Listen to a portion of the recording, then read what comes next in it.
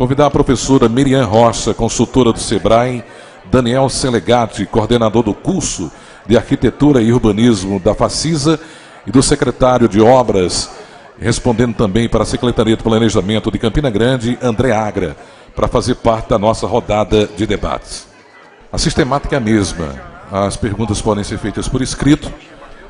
O mediador fará, obviamente, a filtragem das perguntas, a triagem, para a participação dos debatedores e também da palestrante. Ana Carla Fonseca, palestrante, pode ocupar a sua cadeira. Professora Miriam Rocha, consultora do SEBRAE. Daniel Selegati, coordenador do curso de Arquitetura e Urbanismo da Facisa. E o secretário de Obras de Campina Grande, André Agra. Boa tarde, gente. Agradeço a todos que ainda sobreviveram,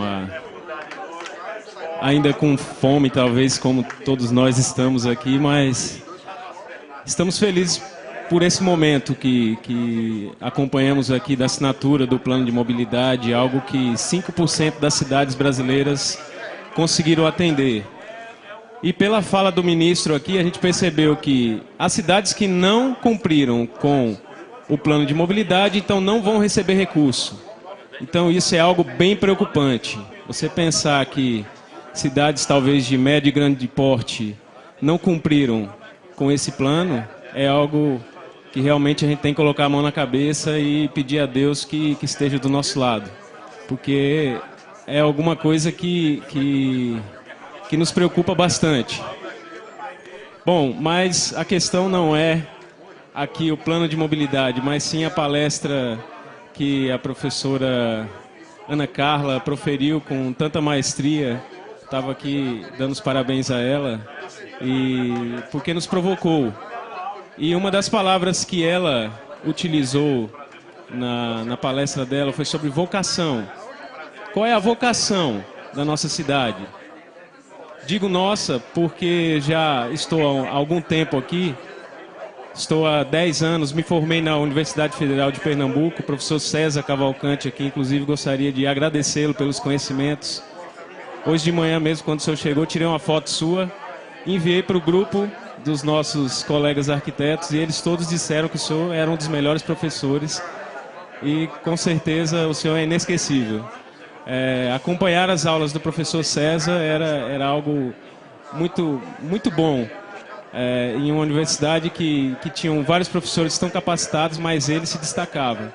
Ainda continua falando apaixonadamente nessa questão de trânsito e mobilidade, e gostaria só de reforçar isso. Mas cheguei aqui há 10 anos e me apaixonei pela cidade, né? É uma cidade que tem um povo que realmente ama a cidade, uma cidade que tem potencialidades, e a gente poderia destacar algumas aqui que desde o início de Campina Grande, da formação de Campina Grande, são coisas que a gente percebe. Por exemplo, o comércio de Campina é algo que a gente precisa destacar como uma vocação. E aí já se pensa em projeto de feira, e graças a Deus o projeto foi revisto, o projeto da Feira Central. Foi uma coisa que a administração do prefeito Romero acertou em cheio, porque ele reviu um projeto que tinha problemas. Então ele está agora com esse projeto já, inclusive foi desenvolvido por um dos professores daqui da Facisa, que é o presidente do IAB, Fabiano Melo, e a sua equipe. É algo que a gente tem que destacar como algo importante para a cidade. Temos a potencialidade também da questão histórica da cidade. Algo que a professora aqui destacou também, da linha férrea. A gente tem uma linha férrea aqui que liga Campina Grande a João Pessoa. Essa linha férrea não é utilizada. Infelizmente hoje essa linha férrea está servindo de local para criminalidade. Eu fui assaltado próximo da Estação Nova.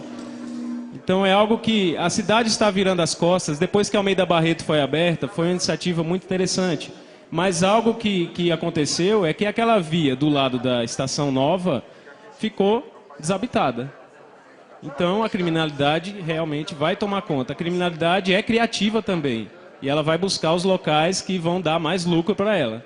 Então nós temos que ser mais criativos do que ela e propor soluções a esses espaços que venham a devolver a vida nesses locais. Não que não exista vida, mas vidas que a população possa retornar a esses espaços. Então, são locais que estão deixados de lado, estão degradados, e realmente é algo que nós, como moradores da cidade, e principalmente arquitetos e urbanistas, os alunos daqui da Facisa, os arquitetos que já estão formados, precisam pensar nisso. A gente precisa pensar na cidade como um ambiente que é para todos, não somente para uma parcela da população. Estamos acompanhando ultimamente aquela discussão do Recife, lá, o Ocupa Estelita. É algo que a gente tem que pensar para a nossa cidade também. Quais são os espaços que a gente precisa pegar de volta para a população? Precisamos ser criativos quanto a isso. Temos aí o terminal de integração, que foi uma iniciativa interessante, mas foi colocado num local totalmente inadequado. No centro da cidade, num local que acabou com uma área que era importantíssima para a cidade. Não estamos sendo criativos, infelizmente. E aí vale destacar que, tudo bem, temos vontade do poder público na proposta de espaços interessantes, mas sabe quantos profissionais arquitetos temos no quadro da prefeitura? Estou errado, secretário? Um arquiteto. Mais especificamente, uma arquiteta. Que há um ano, a gente até destacou aqui, eu fiz uma pergunta para um dos secretários, eu era o secretário, desculpe-me, Márcio. Perguntei por escrito para Márcio Caniello e ele respondeu aqui: só temos um arquiteto no quadro da prefeitura. Continuamos com a mesma realidade. Então não dá para se pensar numa cidade criativa, numa cidade inteligente, sem que haja profissionais que pensem essa cidade. A população pode sim participar, como a gente viu no vídeo aqui, propostas bem pontuais. Mas quem tem que pensar a cidade são os planejadores urbanos. Esse comitê de mobilidade aqui é importantíssimo. A proposta do plano de mobilidade é importantíssima. Mas o plano de mobilidade não pode estar desconexo dos outros planejamentos. Por exemplo, plano diretor de Campina Grande, que está terminando agora em 2016, que tem que ser feita uma revisão. Até agora, infelizmente, eu não vejo nenhuma preocupação da população em geral e dos próprios gestores para a discussão, chamar a população para a discussão de como devemos pensar na cidade para 10 anos. Então isso, infelizmente, é algo que nós temos que tocar na ferida. Eu estou aqui como um provocador, eu acho que não sei se vai funcionar, que infelizmente temos, infelizmente também, talvez os que sobreviveram são os que vão também participar desse processo de planejamento da cidade. Temos que pensar nesse plano diretor de 2016, que não só pensar em Campina Grande, mas hoje nós somos uma região metropolitana, que temos mais de 20 municípios que dependem desse planejamento de Campina Grande. Então é algo preocupante, minha gente. A gente tem que não somente pensar em coisas pontuais, mas devemos pensar no planejamento macro. Precisamos, não sei se temos ainda os vereadores aqui, algum representante, mas precisamos de uma lei de uso e ocupação do solo para Campina Grande. Porque não adianta pensar nas avenidas, nas calçadas, no planejamento viário, sem pensar, por exemplo, onde se colocar um estabelecimento. Temos aí as 3 torres do Açude Velho, ali, que era a Caranguejo, que infelizmente foi inclusive demolida um objeto importante para a história de Campina Grande. Mas se pensa em como resolver a questão somente daquela área, somente do pessoal que mora lá, ele vai poder morar, ele vai poder trabalhar, ele vai poder ter um shopping naquele local. E não se pensa no número de pessoas que vão se mobilizar, que vão para esse local. Não se pensa, por exemplo, na colocação de um museu ali no Açude Velho, de um só não, mas de vários pontos, que não tem estacionamento, não tem sequer uma vaga de estacionamento. Não é porque foi Oscar Niemeyer que projetou que ele não precisa ter uma vaga para estacionamento. Isso daí são questões que tem que passar pela STTP, tem que passar pela CEPLAN, tem que passar pela Secretaria de Obras. Infelizmente, essas 3 secretarias, ou esses 3 setores da prefeitura, estão cada um em um local da cidade, não conversam. Então, desculpe se eu estou aqui me exaltando na fala, mas é algo que eu sou apaixonado por Campina. E espero que essas falas possam provocar vocês também a começarem a pensar um pouco. Que planejamento não é somente pontual, mas planejamento precisa ser macro. Eu vou passar a palavra agora para a professora Ana Carla. Não sei se ela vai... Sim, vou passar para o secretário de Obras e Planejamento, o secretário André Agra. Não sei se ele vai conseguir responder a essas questões, mas agradeço pela sua participação no debate. Agradeço como anfitrião, inclusive, aqui eu sou professor da FACISA e coordenador do curso de arquitetura. Agradeço por vocês também, por vocês participarem dessa discussão que é tão importante para a nossa cidade, que envolve não somente eu, não somente você, mas quase 400 mil habitantes. Obrigado, gente. Boa tarde a todos. Uma das respostas eu já posso começar a responder. É a conversa entre as 3 secretarias. 2 são mais fáceis agora, porque eu estou, nesse momento, acumulando as 2. Então, é uma equipe só. E a terceira, STTP, até porque o núcleo de mobilidade urbana, na realidade, não é em uma secretaria ou em um órgão.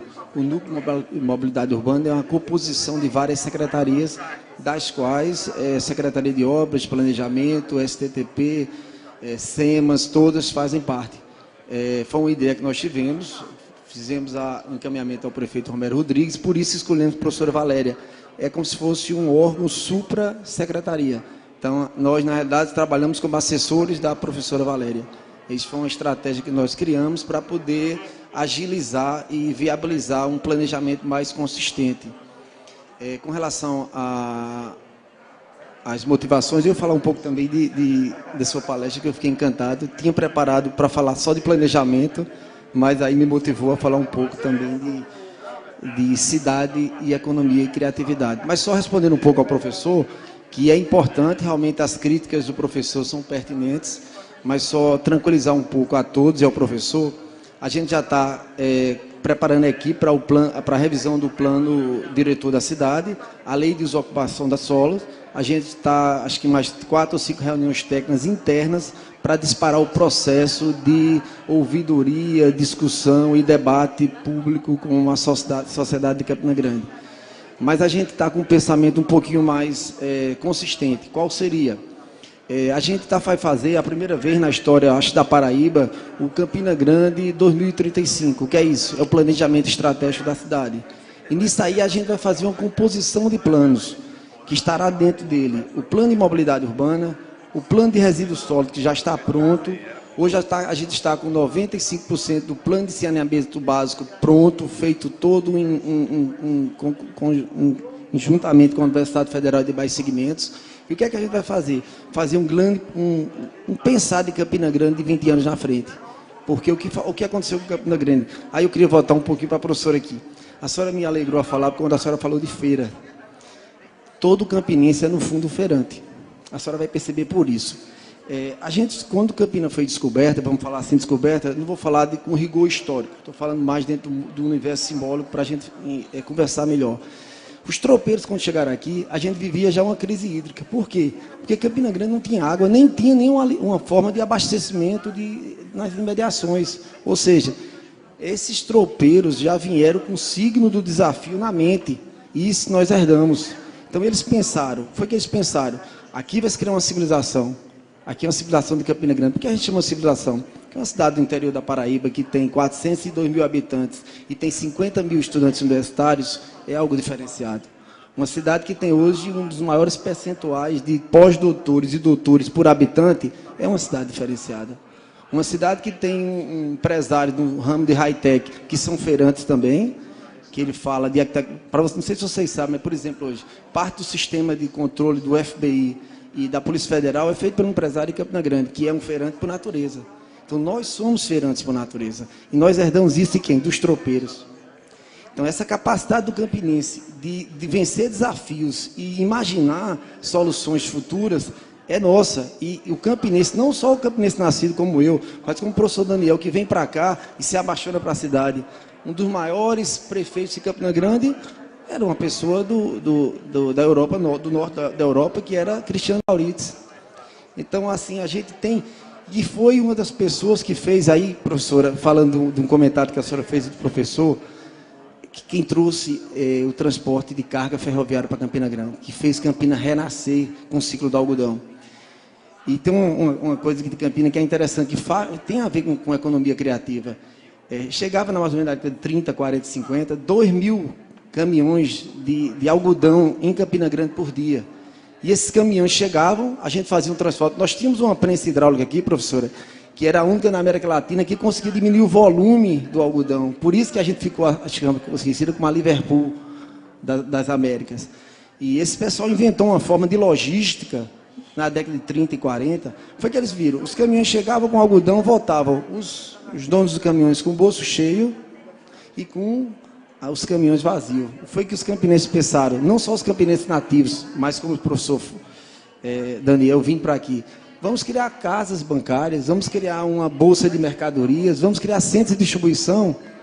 E aí Campina passou a esses caminhões voltarem sem dinheiro, mas com dinheiro no banco, e com os caminhões cheios, criando um centro de logística de distribuição. Isso em 1940. Quando o prefeito anunciou que a gente está fazendo o complexo Aloysio Campos, que vai ser um grande centro de logística, na realidade a gente está imitando quem? Aquele povo lá de trás e aqueles tropeiros que chegaram em cima dos seus burros, que hoje a gente exalta a borda do Açude Velho. Então essa foi a ideia. A gente, na realidade, está dando uma roupagem pós-moderna, uma roupagem contemporânea, mas a gente está bebendo nesses mitos antigos nossos. Mitos no sentido pós-moderno e não no sentido arcaico do iluminismo. E o que foi que a gente fez? O modal ferroviário, porque hoje é peça fundamental. Essa linha ferroviária, ela não vai só a João Pessoa, ela vai...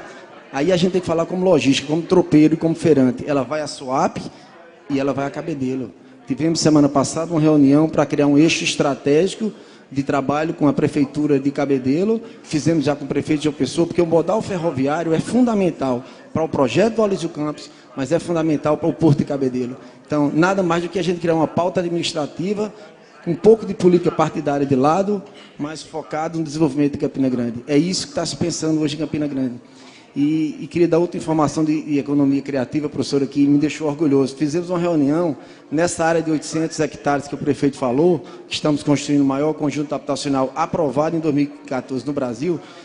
Tivemos uma reunião semana passada, às 7h30 da noite, professor, com 46 empresários do polo calçadista e do ramo de vestuário de Campina Grande, debaixo de uma árvore. E a senhora não tem ideia das ideias que surgiram para alavancar esse polo. A ideia da gente era o quê? Temos aqui um empresário que estava presente, que não me faz mentir, e a ideia era que a gente cria um polo calçadista para concorrer, e aí me desculpa se tem alguém de Pernambuco, mas a gente tem um verdadeiro paraíso fiscal aqui em Pernambuco, e a gente tem, do ponto de vista de logística estratégica, a nível de Nordeste, a gente chama o conceito de Interlândia. O que é Interlândia? São a população que circunda Campina Grande. No raio de 25 quilômetros, de 800 quilômetros, desculpa, nós temos 25 milhões de pessoas. Por isso que a gente, estrategicamente, é importante. E a gente quer trazer esse polo calçadista para dentro de Campina Grande. E aí, debaixo dessa árvore, você lembra, o empresário está ali, eu digo que é um dos grandes empresários aqui de Campina Grande, do polo calçadista, exportador, inclusive, e foi dada uma ideia maravilhosa. Por que a gente não usa parte dessas pessoas que vão morar no conjunto habitacional, que são 4.100 casas? Porque a gente já vai entregar o projeto, professor, com um projeto de expansão já feito, aprovado na Secretaria de Obras. Então, por que a gente não aproveita essa expansão das casas para ser uma unidade produtiva do polo calçadista? Isso foi uma ideia muito interessante, porque a gente teria um conjunto habitacional que nasceria num local com todos os equipamentos, mas nasceria empregado. E nasceria sem gerar viagens para o centro da cidade, porque não necessitaria. A gente vai criar um núcleo de desenvolvimento ali, de emprego, de trabalho e de boa vivência, de convivência, que possibilita que você viva lá, sem precisar estar com esse deslocamento. Esse lado bom da gente de ser Feira Central tem outro lado. Todo mundo quer vir para o centro da cidade, mas não precisa nem passar. Quem tem que vir para o centro da cidade, quem é? É quem vai fazer negócio no centro da cidade, ou visitar. E aí eu dou uma notícia boa para vocês, graças a Deus. Nós temos um equipamento no centro da cidade que é o Cine Capitólio, que há 16 anos foi fechado e, assim, basicamente era um motivo assim, de falta de orgulho do campinense e, do ponto de vista histórico, é fundamental. Campina Grande, professora, tem uma das maiores produções de documentário de cinematografia do Brasil. Quase ninguém sabia. Eu vim saber isso há 2 meses atrás, numa reunião com o Conselho de Cultura. E o Cine Capitólio vai ser chamado de Centro Cultural Cine Capitólio. Encaminhamos o projeto já para a Câmara essa semana para aprovação da concorrência, que vai criar e vai viabilizar não só o Cine Capitólio, mas a ideia da gente é que a gente cria o primeiro Centro Histórico Cultural de Campina Grande, associando Calçadão. Temos aqui um arquiteto nosso, que está da Secretaria de Planejamento, ele que está com a gente também, Murilo é outro arquiteto nosso, Valéria, que também é arquiteta e trabalha com a gente. A gente vai pegar o Calçadão, as Buninas, Praça da Bandeira, Clementino Procópio. Professora, além desse cinema, antes era uma igreja, e aí o próprio bispo contou essa história semana passada para a gente está desenvolvendo esse trabalho também. Era uma igreja onde recebia os negros e os escravos de Campina Grande. Então, assim, a gente vai fazer um trabalho também de centro histórico para fazer renascer e revitalizar de verdade, junto com o projeto da Feira Central, que a universidade esteve conosco, e acredito que a gente vai fazer um diferencial, não a gente. E aí eu volto a dizer, e é um pensamento que a gestão incorporou, quem move Campina Grande não é a política. Você, até em números você compara, professor. A gente está fazendo uma análise estatística de todos os números de Campina Grande. Foi que a gente percebeu. Quando você compara o gasto público com relação ao PIB, a gente vê que o poder público é quase irrisório. Quem leva Campina Grande à frente não somos nós, são os empresários, são os feirantes, é a população de Campina Grande. Então, a função da gente hoje é o quê? É facilitar a vida desse povo. É tentar ajudar em planejamento, como o professor Valéria faz, como ele está fazendo, como o Murilo, criar junto com a universidade capacidade de planejar e tirar os obstáculos da frente desse pessoal, que esse pessoal alavanca o desenvolvimento de Campina Grande. O que a gente sonha hoje é que o Aloysio Campos seja o grande ciclo de desenvolvimento, depois do algodão de Campina Grande, com um período de maturação de 10 a 20 anos, mas com uma longevidade de mais de 50. Por quê? A gente tem hoje 172 empresas interessadas para vir para Campina Grande. Nós temos hoje 17 instituições de ensino superior em Campina Grande. Temos a Federação da Indústria, professora, é o único lugar no Brasil que não é na capital, é em Campina Grande. Isso, simbolicamente, a senhora percebe que é um diferencial de Campina Grande. Então, professor, suas críticas são todas pertinentes. Estamos, assim, correndo atrás de verdade. O prefeito e a equipe, o prefeito tem uma vantagem, trabalha como técnico. É a vantagem da gente. Ele esquece um pouquinho essa conversa que ele teve aqui e senta com a gente e trabalha. Isso é bom. E, assim, estabeleceu metas precisas para a equipe. E a meta é, final da gestão 2016, todas as legislações de Campina Grande, incluindo planta genérica de valores, novo cadastro imobiliário, outorga onerosa, plano diretor, lei de resíduos sólidos, lei de uso e ocupação do solo, lei de parcelamento dos solos, e também o planejamento estratégico Campina Grande 2035 tem que estar devidamente prontos e discutido com a população de Campina Grande. Então, tenho a certeza que em Campina, nós da área política não somos criativos não, mas o campinense feirante, tropeiro, esse sim tem o que mostrar. E um outro exemplo que eu queria dar, que eu não podia deixar de dar, é que nós no início da gestão tivemos uma dificuldade muito grande, que é fiscalizar as calçadas. Eu recebi ontem uma denúncia de um equipamento que a gente está fazendo que estava sem acessibilidade para o cadeirante. E nós tínhamos poucos fiscais, só que temos uma cidade aguerrida. Nós tínhamos pouca estrutura administrativa política, mas tínhamos universidades extremamente, assim, querendo atuar. A gente criou um que chama Portal de Transparência, hoje está inicialmente em obras públicas. O que a gente fez? A gente primeiro adotou a política de dados abertos. Então, a gente expõe 100%. Tudo que é pago hoje em obras públicas, todo documento que eu assino, toda foto de obra, todo empenho, medição, tudo é exposto e atualizado a cada 15 dias. Então, se você quiser conhecer tudo que é assinado e qualquer gasto de obra, está no portal Transparência.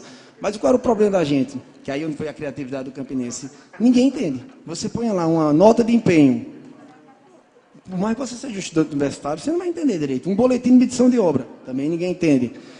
Uma peça orçamentária, uma LDO. Isso é trabalho de especialista. foi que a gente está fazendo agora. A gente vai lançar agora, no mês de julho, o portal, ele com uma face amigável, a gente já estava usando as denúncias. O que é que a gente vai fazer agora? Nós temos 53 bairros em Campina Grande, os 53 líderes de bairro, e aí está um deles aqui conosco. A gente vai treinar, junto com a universidade, para ensinar a fiscalizar a gente. Então, qual é a ideia? Que a gente ensine a população a fiscalizar, mas, ao mesmo tempo, a gente torne o portal amigável. Porque hoje o portal de transparência no Brasil, aí eu digo, talvez todo mundo não saiba, mas, na realidade, eu sou auditor do Tribunal de Contas, fui convidado pelo prefeito para trabalhar, eu sou apaixonado por transparência. E eu pesquisei todos os portais do Brasil. É quase uma transparência para inglês ver, porque ninguém entende. Só vai entender um assessor de oposição, um especialista como eu, alguém não entende. Então, o que é o sentido da transparência? É a gente torná-la possível de ser fiscalizada. Então, acredito que esse projeto na gente é inovador a nível de Brasil.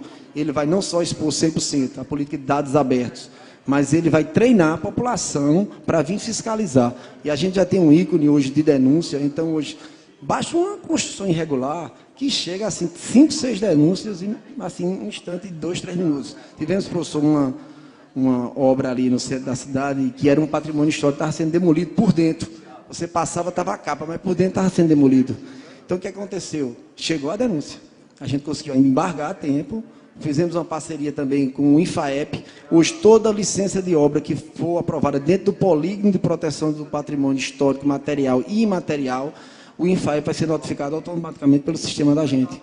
Então, a gente vai gerar notificações para uma série de pessoas para fazer o quê? Aquilo que a senhora falou, a questão da consciência cidadã, de projetos de cidadãos que realmente se envolvam, possam fiscalizar e ajudem a gente. É muita coisa para pouca gente. O próprio projeto Aloysio Campos exige uma expertise inteligente que a gente não detém. Por isso que a gente está chamando as universidades, chamando os empresários, chamando os líderes, para poder a gente construir, porque a gente está construindo o futuro de Campina. E a gente tem a condição de fazer um projeto que seja realmente diferenciado para uma cidade do interior da Paraíba, mas que tem jeito, nome e sonho grande.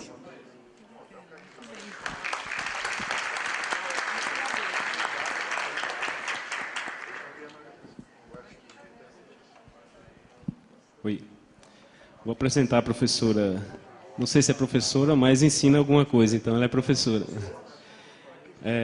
Miriam Rocha, ela é consultora do SEBRAE e talvez ela possa nos dar algumas dicas, talvez não, com certeza, ela possa nos dar dicas relacionadas à criatividade.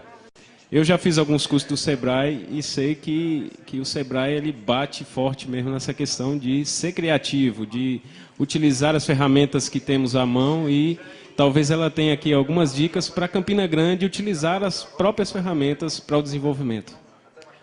Professora Miriam. Obrigada, boa tarde, obrigada pelo convite. Eu estou aqui representando o SEBRAE através de um projeto coordenado por Regina Morim, que está aqui presente, gestora de turismo do SEBRAE Paraíba, a convite de Rosalvo, muito obrigada. E fico muito feliz, Carla, de poder assistir sua palestra e participar com você desse momento tão bacana para mim e para vocês. E venho com novidades. Quando o ministro falou assim, né, fez aquela brincadeira com Caruaru, vocês podem responder agora, que através desse projeto de turismo do SEBRAE, em parceria com a Prefeitura Municipal, aqui teremos São João 365 dias no ano.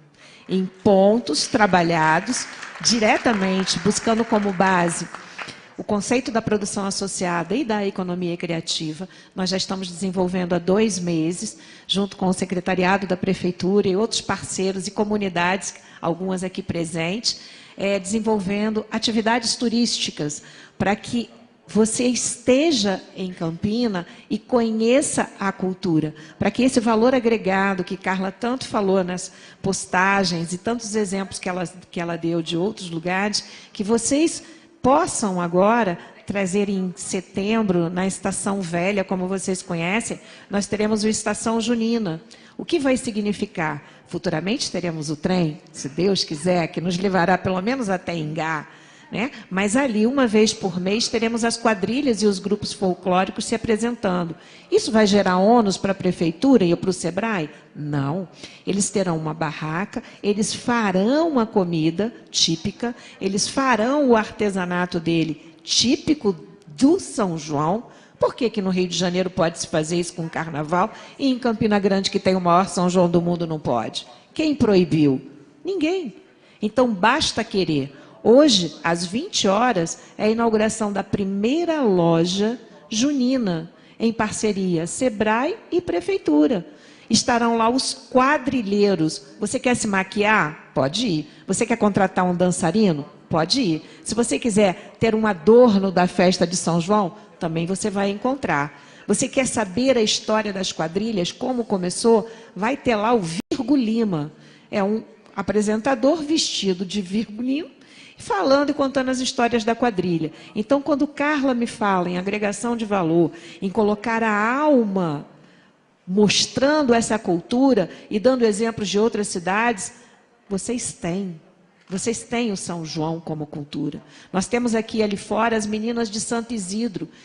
Muitas pessoas aqui em Campinas não conhecem a comunidade de Santo Isidro, que fica partindo ali para a parte da universidade. Quando cheguei lá, um turismo rural da maior qualidade. Nós temos carro de boi, nós temos carroça, nós temos bordadeiras, nós temos uma casa de farinha funcionando de terça a sábado e que abastece a feira. E que muitas vezes você fica procurando o que fazer. Vá para o meio rural. Valorize aquele espaço que está perto de você e que possa trazer esse turista de João Pessoa, que possa, como Carla falou, incentivar com que aumente a permanência do turismo nessa cidade. Isso é ser uma cidade criativa. É que durante o São João, nós tenhamos, do dia 20 a 28, Carla, no Museu dos Três Pandeiros, teremos a oficina de gastronomia.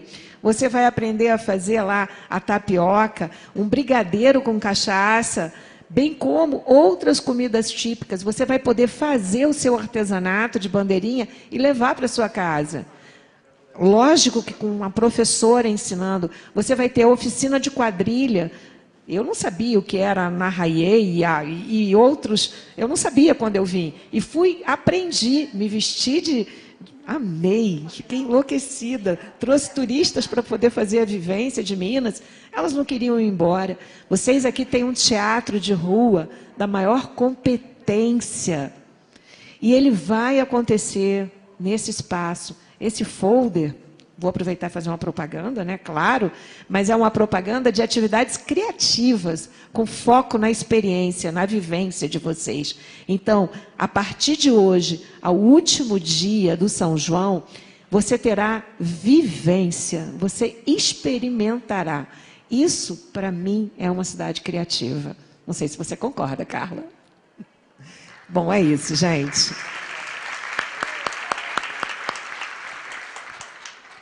Gente, as perguntas que foram passadas a mim, praticamente todas envolvem a questão de planejamento.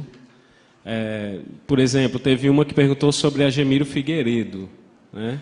Quando é que vai terminar essa duplicação, que a gente já está há um bom tempo aí sofrendo nesse acesso aqui para a Facisa. Outro perguntou sobre a questão do estádio Amigão, né? Como é que está a questão da pavimentação lá, como é que se aprova um negócio sem pavimentação e tal. Não sei se o secretário gostaria de... Posso falar bem rapidinho. Uma pergunta foi feita, assim, eu vou resumir, a questão de relacionar mobilidade urbana e meio ambiente.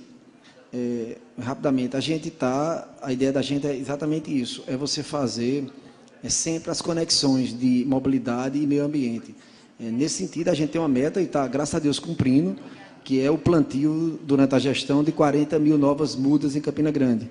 Associamos ainda aí o projeto de habites ecológico. O que significa isso? A gente, desde o início do ano, exige que a cada 60 metros de área construída, para a liberação do habites, seja necessário o plantio de uma árvore. Ou seja, um prédio de 600 metros quadrados vai plantar 10 árvores. A gente já teve plantio de 2.000 árvores, assim, de um empreendimento só.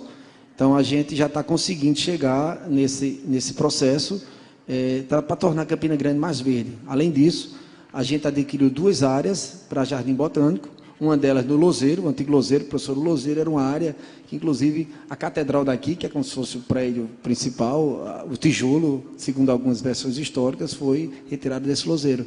Então, a gente está com o projeto do Lozeiro, não está com o projeto, comprou a área E aí eu vou fazer até um anúncio aqui, professor, que eu já discuti com o prefeito, com alguns arquitetos.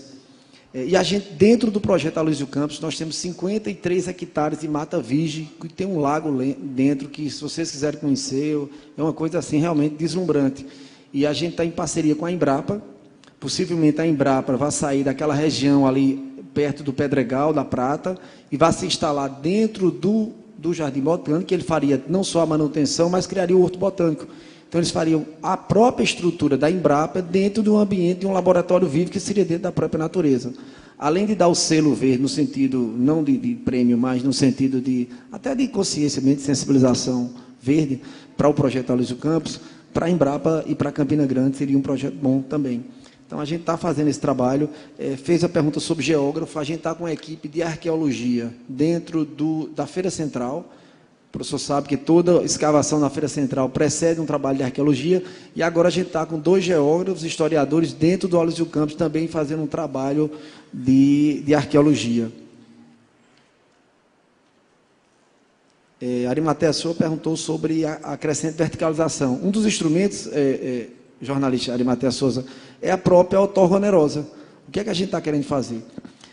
Já está pronto o projeto, discutido.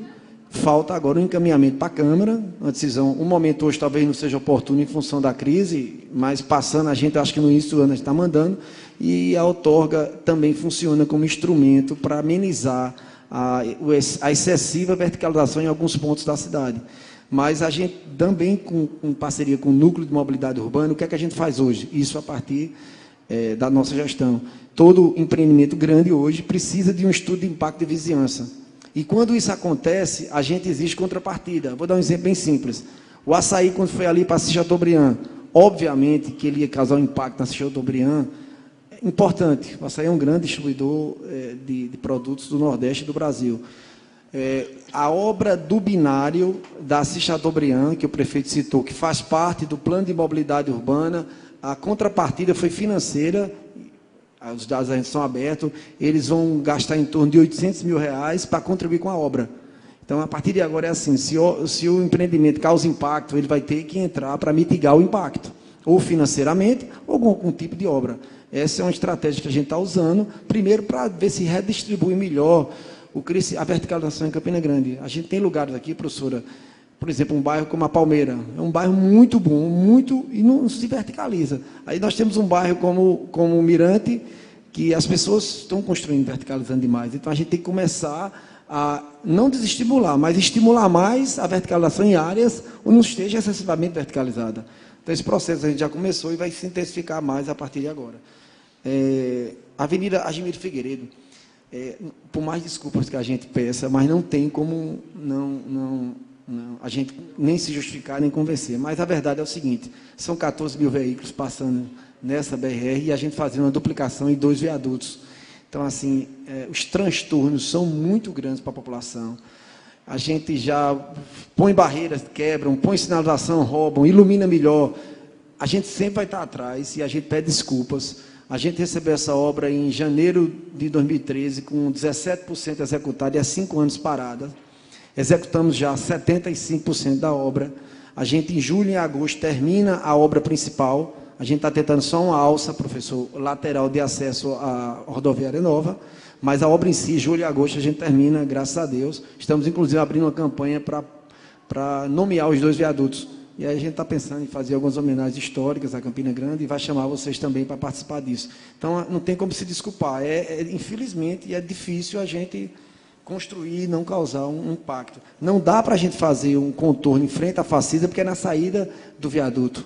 Aí o DENIT não aprova. A gente já tentou várias vezes, mas o DENIT não aprova. E como é uma obra em parceria, não tem como a gente resolver esse problema. Mas, assim, acho que julho e agosto a gente tem avançado nesse aspecto. Com relação à aprovação do pré-projeto, dizer outra coisa a vocês. A gente tem uma dificuldade, e aqui eu não sou político, no sentido partidário, não sou técnico, e a gente teve uma divergência técnica com o governo do Estado. Por quê? O governo do Estado estava querendo fazer obra em Campina Grande sem licença de construção. Por exemplo, eles queriam abrir a João Suassuna sem verificar como é que estavam as diretrizes de planejamento do plano de mobilidade e do plano diretor da cidade. Eles quiseram construir o Amigão e fizeram, A gente embargou, inclusive, isso divulgou, porque a gente sem passar pelo licenciamento. A própria obra do Bodocongó está sem licenciamento até hoje. Então, assim, a gente está, tecnicamente, numa discussão com eles, que, assim, você quer ajudar a cidade, ajude, e é bem-vindo. Agora, você não pode chegar na sua casa para reformar o piso sem lhe perguntar se você queria aquele piso, ou se você ia fazer uma parede ali. Então, esse argumento é um argumento técnico, que, infelizmente, a gente não expõe publicamente, porque termina virando política, e, infelizmente, é uma das coisas que atrapalha muita gente, mas a gente está trabalhando fortemente para coibir obras fora do padrão. Criamos o novo Código de Obras de Campina Grande, foi aprovado em dezembro de 2013, foi projeto nosso. A gente já trouxe a questão da permeabilidade, que não existia em Campina Grande, então as obras agora têm que ter 20% de permeabilidade. Estamos adotando nas praças e calçadas intertravado. A ideia é exatamente facilitar essa melhoria da cidade. A gente tem 26 pontos alagados em Campina Grande importantes.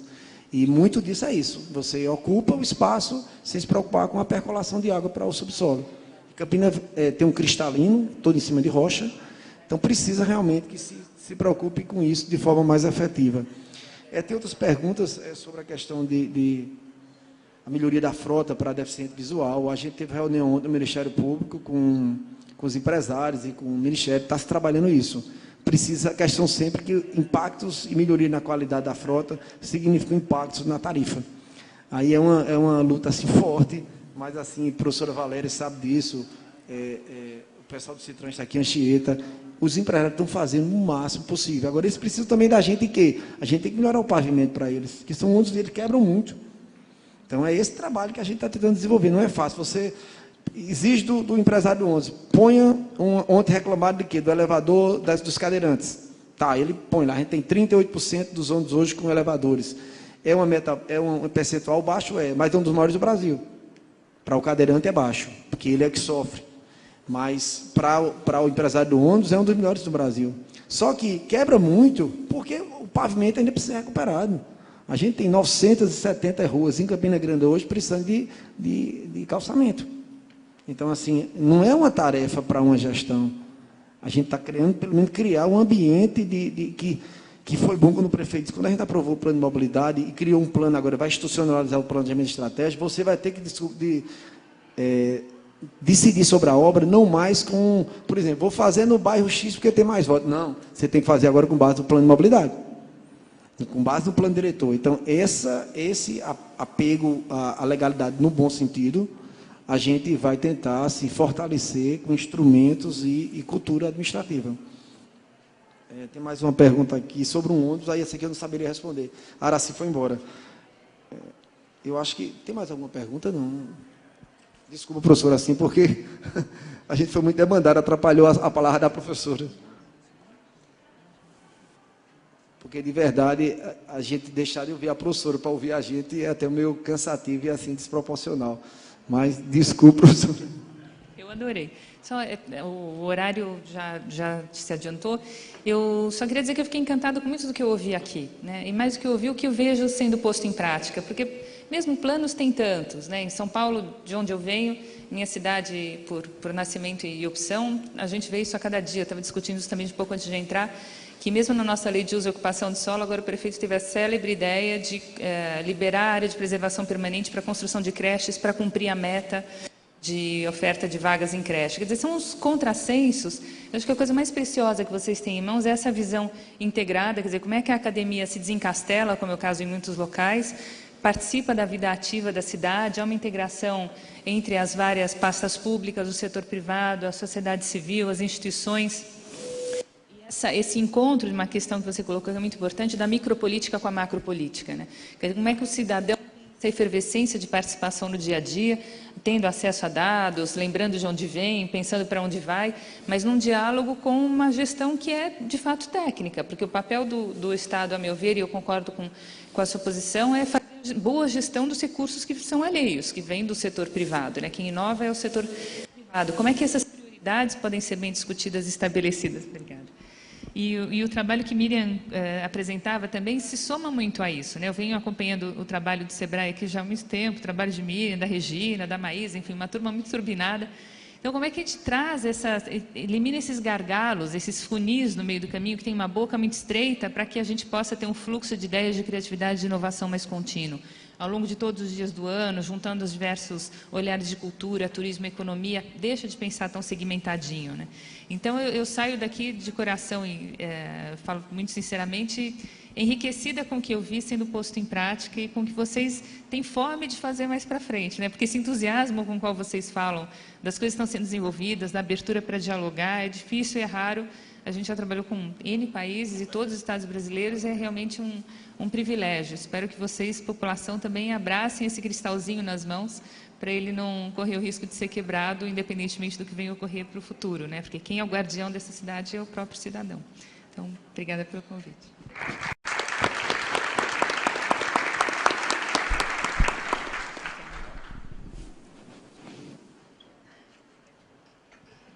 Bom, me pediram para encerrar, então vocês podem almoçar, gente. Pessoal, muito obrigado a todos pela presença. Agradecer em nome de Anchieta Bernardino, do Comitê Técnico de Mobilidade Urbana de Campina Grande, da Rede Paraíba de Comunicação, da Facisa, SESED, ESAC. Obrigado também pelo acompanhamento e acolhida. Agradecer a professora Miriam Rocha, consultora do SEBRAE, Daniel Selegati, coordenador do curso de Arquitetura e Urbanismo da Facisa, e ao secretário de Obras de Campina Grande, André Agra. Em nome do Seminário Cidade Expressa, agradecemos a presença de todos e até uma outra oportunidade, se Deus assim permitir.